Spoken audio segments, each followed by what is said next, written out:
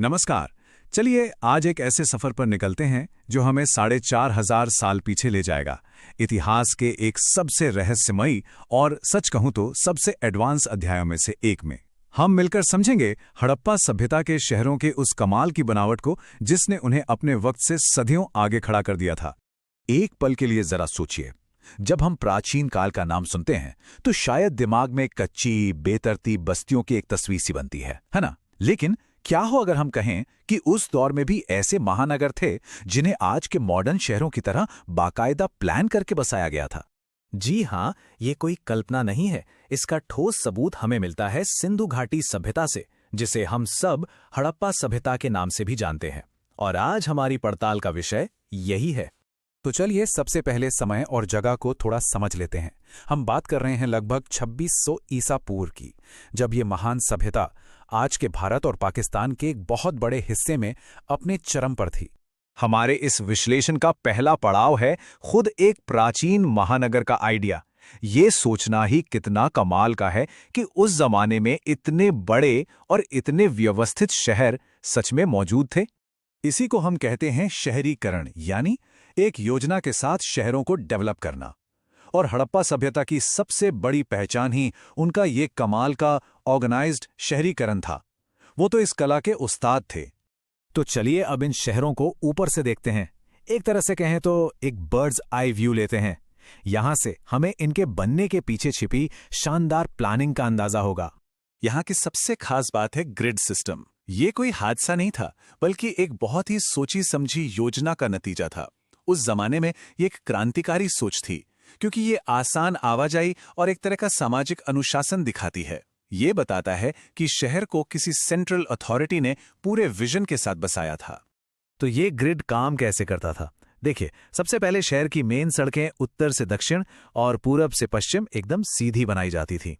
फिर छोटी छोटी गलियां इन्हें ठीक 90 डिग्री के एंगल पर, मतलब समकोण पर काटती थी। इससे पूरा शहर रेक्टेंगुलर ब्लॉक्स में बंट जाता था, बिल्कुल आज के मॉडर्न शहरों की तरह। इसने शहर को एक कमाल की व्यवस्था दी।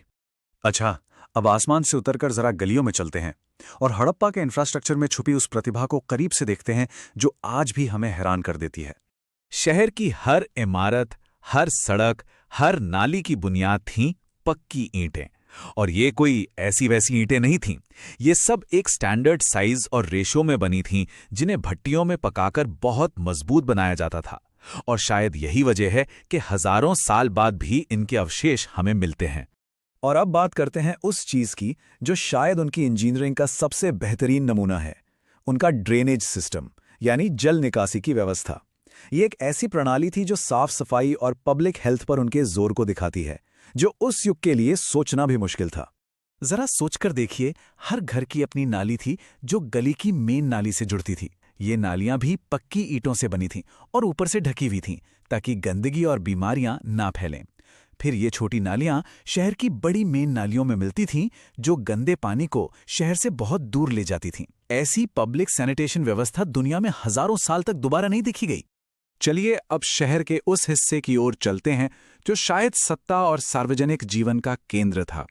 इसे दुर्ग या गढ़ी कहा जाता था, जो आमतौर पर एक ऊंचे चबूतरे पर बना होता था। ज्यादातर हड़प्पा शहर दो हिस्सों में बटे हुए थे।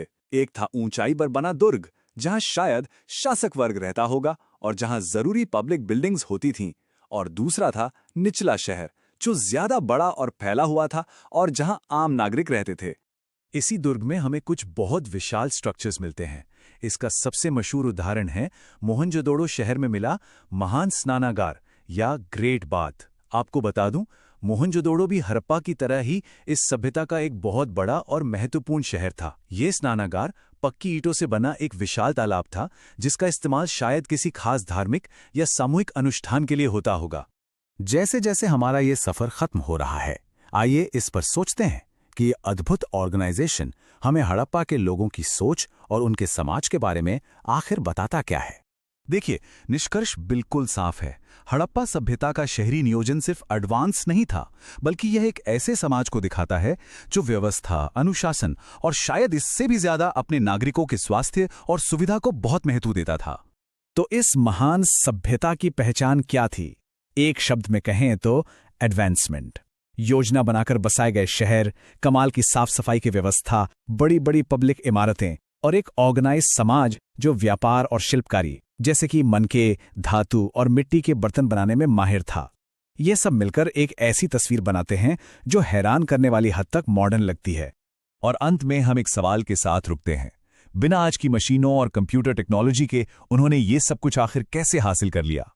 ये सवाल उनकी अविश्वसनीय सरलता और इंसानी क्षमता का सबसे बड़ा प्रमाण है, जो आज भी हमें सोचने पर मजबूर कर देता है।